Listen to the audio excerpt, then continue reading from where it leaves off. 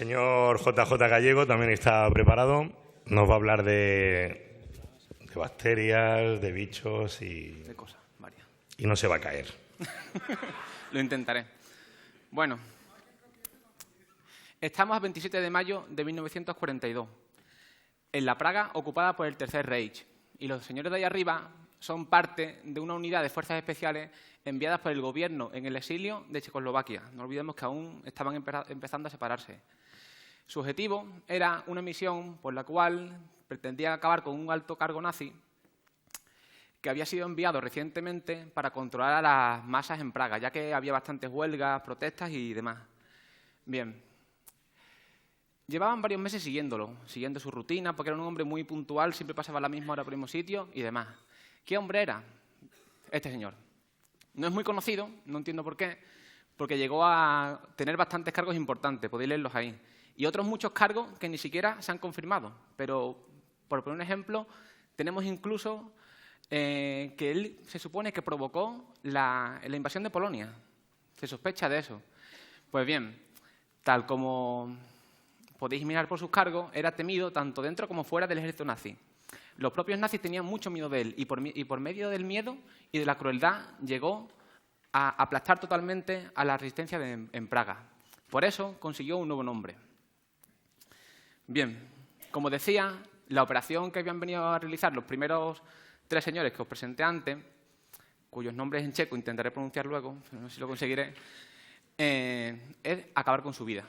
Llevaban siguiéndolo mucho tiempo hasta que un día se dieron cuenta que lo habían ascendido. Hitler, viendo su buen hacer y cómo acabó con toda la resistencia, decidió enviarlo a Francia. Ese mismo día, toda la operación se precipitó y con lo que tenían en mano tuvieron que lanzarse a por él. Aquí tenéis un dibujo de lo que se pensaba que cómo sería el atentado. Tenemos a los tres. Arriba, Balshik, Jan Kubiš y Josef Gavčík. He intentado. La avenida no pienso pronunciarla, la podéis leer directamente. Bien. Recuerdo que era 27 de mayo, hacía mucho calor. Josef llevaba una gabardina, en pleno 27 de mayo. Jan, una maleta para ir al trabajo. Sin embargo, como veis abajo, eran las 10:31. Y Heydrich solía pasar por ahí a las 8 de la mañana. Estaba muy nervioso. 2 horas tarde. Quizás se había escapado. Así que los nervios aumentaban, no sabían qué iba a hacer. La gente sospechaba de unas personas que están parados en una curva con una gabardina en verano y un maletín sin ir a trabajar.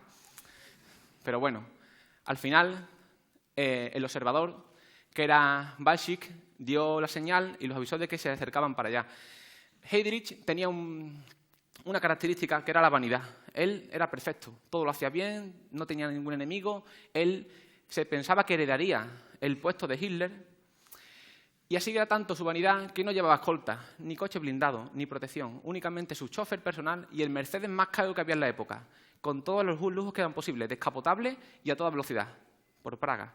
Sin embargo, nuestros héroes checos sabían que en la curva de esta intersección entre estas dos avenidas impronunciables se tendría que reducir la velocidad. Y efectivamente frenó, paró poco a poco hasta que paró en seco.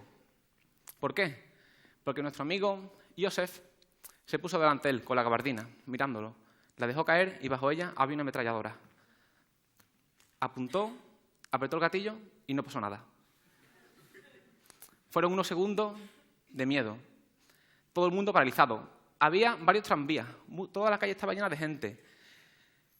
En ese momento, Heydrich reaccionó, el chofer también, sacaron las pistolas y empezaron a dispararle. Empezó el caos, empezó el miedo y Kubiš y Jan llevaban en el maletín una granada. La lanzó y, bueno, aquí podéis ver los mapas, el tranvía, tal como estaba. La granada, podéis ver ahí, él la lanzó dentro del coche, pero no acertó. Dio en un lateral. Pero aún así, la explosión consiguió dañar a todo el mundo, nadie murió y todo el mundo salió corriendo. Ese mismo día, a las 11, media hora después, el 27 de mayo, Heydrich estaba en el hospital. No tenía ningún órgano interno herido. Tenía una rotura en una costilla, tenía un pulmón con un neumotórax y metralla del coche. Pero fue operado y se recuperó. Le extirparon el bazo, le quitaron metralla del asiento de lujo. Tenía cuero y crin de caballo por todo su interior. Y, bueno, ese coche no es el mismo, pero es para que veáis más o menos los asientos de lujo de esa época. El 2 de junio le sube la fiebre.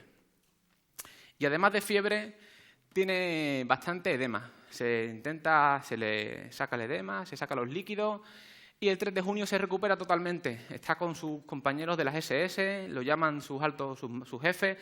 Nuestros héroes habían fracasado, había sobrevivido. Pero a la hora del almuerzo entra en coma.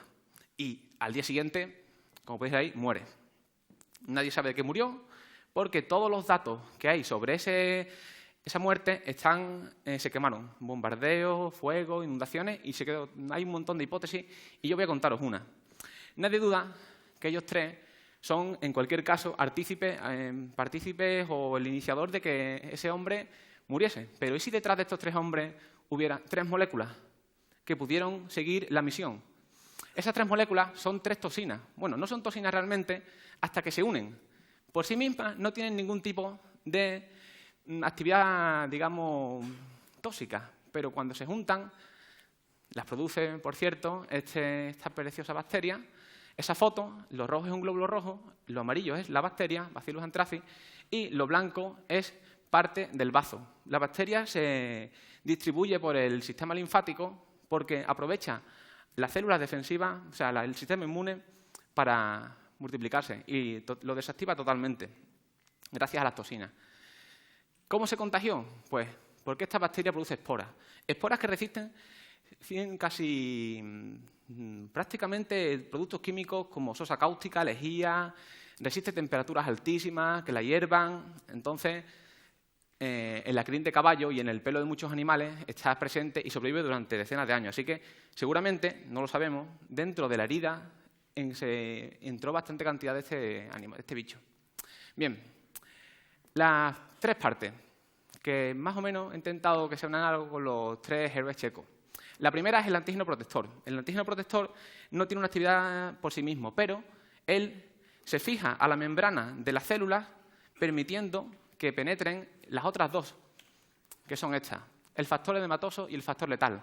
Cuando el factor edematoso o el factor letal se unen al factor protector o al antígeno protector, se considera que cambian el nombre y aparece la exotoxina tripartita o antrácica, que es el verdadero asesino, el verdadero, sí, es el que eliminó a este hombre, o por lo menos eso es una de las hipótesis que tenemos. ¿Cómo actúa? Aquí podéis ver que la bacteria produce la toxina, se ancla el antígeno protector, se ancla a la membrana tal como hizo Balchik y avisa porque atrae a las otras 2 subunidades que se unen y penetran. Tenemos el antígeno letal que actúa sobre una ruta que hará que la célula muera, sea la que sea, la eliminará. Y el antígeno y el factor edematoso que conseguirá que todos los líquidos de la célula se salgan utilizando su propia energía. O sea, agota la célula, pierde todo el líquido, crea una inflamación brutal y luego mata. Y no hay fiebre hasta el último día prácticamente, no hay necrosis, no hay ningún síntoma. Por eso es muy difícil que puedan detener esta enfermedad. Y había una forma de detenerla. En aquella época había un señor, un microbiólogo, que ha salvado la vida de miles de millones de personas. El señor Fleming, que fue el descubridor de la penicilina. Y tenía penicilina, pero no lo iban a dar a los alemanes, porque el que tendría que haberlo decidido era otro señor. Y ninguno de los 2 iban a permitir que la penicilina llegara allí. Así que los antibióticos, el abuso de los antibióticos, la investigación en ciencia demuestran que muchas veces tener armas no es lo que te hace ganar las guerras, ya que Heydrich seguramente habría acabado con Francia y habría machacado gran parte de la resistencia.